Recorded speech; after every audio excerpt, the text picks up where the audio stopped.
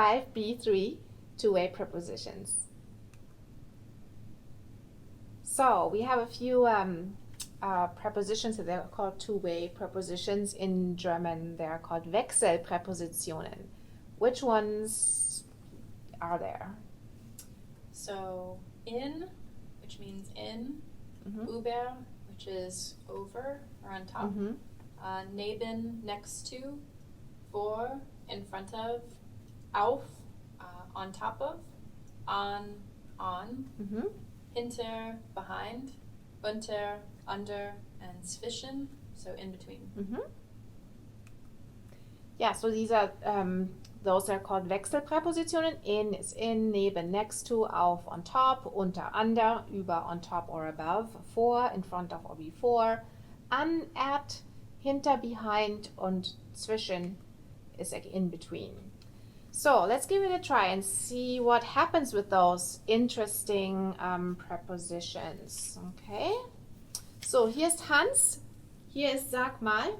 Ja, hier ist das Buch. Ich setze Hans auf das Buch. Hans sitzt auf dem Buch. Ich stelle Hans auf das Buch. Hans steht auf dem Buch. Ich lege Hans auf das Buch. Hans liegt auf dem Buch. Mhm. So, what did we do here? So we described Hans' position Mhm. on or near the book. Okay.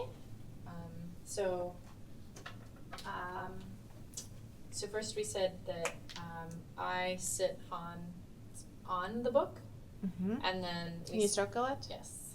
So my pen will work. So I sit Hans on the book, Mhm. and then after that I said that Hans sits on the book. So you Mhm. said you like set Hans on the book, and I said Hans sits on the book. Mhm. And then the next one, so ich stelle Hans auf das Buch, Mhm. and then Hans steht auf dem Buch. Mhm. So I stand Hans on the book, and then Hans is standing on the book. Mm-hmm. So, yeah, when we look at those, what is do you see anything that changes that is different? Yes. So the verb obviously changes. So depending on how you're placing something on something or next to something, and then with the article, The object, yeah. the object Mhm. is changing. So auf das Buch or auf dem Buch. Aha. So what is auf das Buch or auf dem Buch? Is there anyone you can identify what kind of an object it is? So what it's doing is it's changing depending on accusative or dative. Aha. Um, So what if why do I change it? When do I use accusative and when dative? So it seems based on the pattern that you use the accusative when there's some sort of movement, but you use dative when something is staying. So if you set Hans on the book, you're moving Hans onto the book, but if Hans is sitting on the book, then he's not moving. Mm-hmm. So you would use accusative to set Hans on the book, but if he was sitting, then you would use dative. Okay, so let's take a closer look. Yeah, so we've already encountered other prepositions. So we have encountered those that are with the accusative. Yeah, they are durch, für, gegen, ohne, bis. Yeah, and then we also know that there's some that go with the dative. There, Aus, bei, mit, nach, seit, von, zu. Yeah, and then we have some. They just like both. They sometimes want to take the accusative and sometimes the dative, and they're called the Wechselpräpositionen. They are usually prepositions of location. Yeah, we just looked at them: in, auf, unter, an, and they change depending on where to, wohin we put something, or where is something located. Interesting to know also that in most cases it's actually dative, because what we usually do is we describe where our object's located. Yeah. In a room, then moving things from A to B. Yeah, so it's the majority is dative, but it really depends on the context. Prepositions that can be followed by either the dative or the accusative are called two-way prepositions. Whether you choose a dative or an accusative object to follow a two-way preposition depends on the meaning of the sentence. If the verb indicates movement toward a destination, use an object in the accusative. Here are some of the common contractions of two-way prepositions in definite articles. So yeah, that's what you also see very often in writing. If you say have an, at, an and das, Germans say Ans. If you say auf, auf das, you say Aufs. In das, ich gehe in das Kino oder ich gehe Ins. An dem ist Am. In dem ist Im. ja, im Sommer fahre ich nach Deutschland. So let's see if we can make a few sentences. We have here, for example, one example. Ich gehe in das Fitnessstudio. Ich bin in dem So Fitnessstudio. ich gehe, movement. So what do I need? Accusative. And ich bin in dem Fitnessstudio. Dative, because you're just staying inside. Inside, yeah. Even if you're moving around, you're in the fitness studio, you think it might be movement, but you're in an enclosed space. So whenever it's an enclosed space, it is not considered movement. Yeah? So let's look at the other one. Okay, so ich setze mich auf so der Stuhl, so den Stuhl. Den, why den? Because I'm putting myself on the chair. And then you need accusative or dative. I would need accusative. Und der changes to Den. Ich sitze auf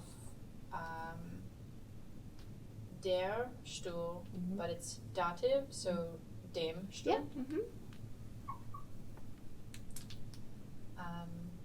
Ich gehe hinter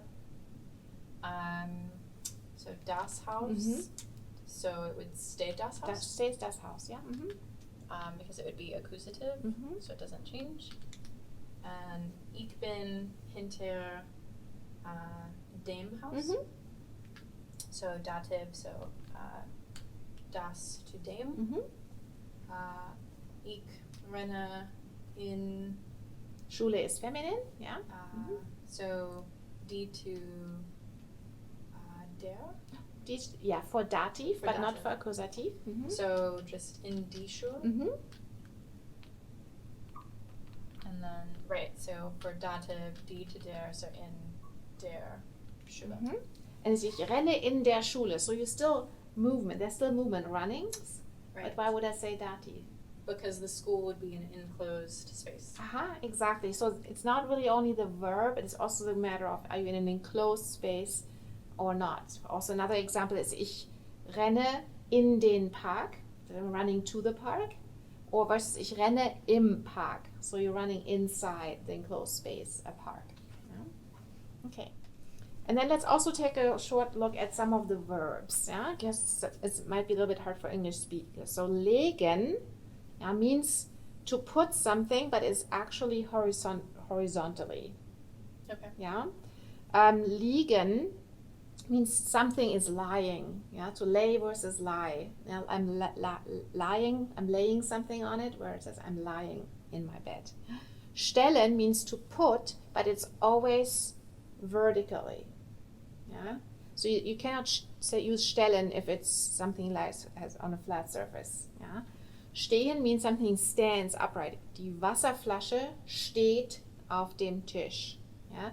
Ich stelle die Wasserflasche auf den Tisch. You don't, unless you want to lay it down. Ja? Setzen means to sit. Let's literally in a sitting position. Ich setze die Katze auf den Tisch. Yeah, I'm gonna put the cat can sit. Yeah? Oder die Katze sitzt auf dem Tisch. So it has to be an actual sitting position. It's usually only with animals or people. It's hard to do with objects. Yeah. Use the dative after two-way prepositions with the verb that indicates where something is located. And these are the ones setzen, stellen, legen. Yeah, means to put it somewhere. Versus sitzen, stehen, liegen, which describes where things are located. So let's take a look at these pictures. Can you describe the situation here for me with two sentences maybe? Sure. So I'll start with the cat. So die Katze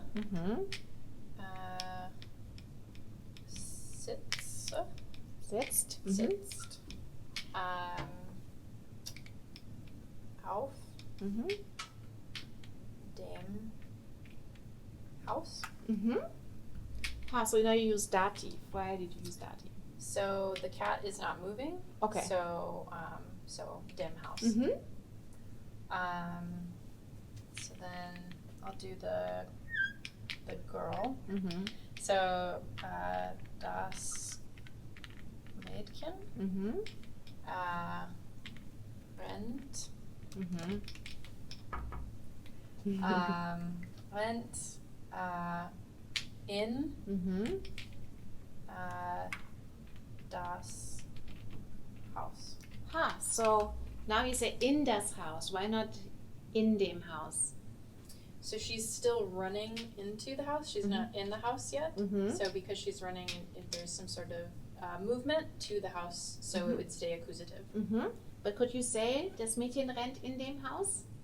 You could. What does that mean, though? But it means that she's inside the house running, but the picture shows that she's outside. So running around inside the house would change it too. Yeah, so sehr gut, Nicole, Dankeschön. Okay.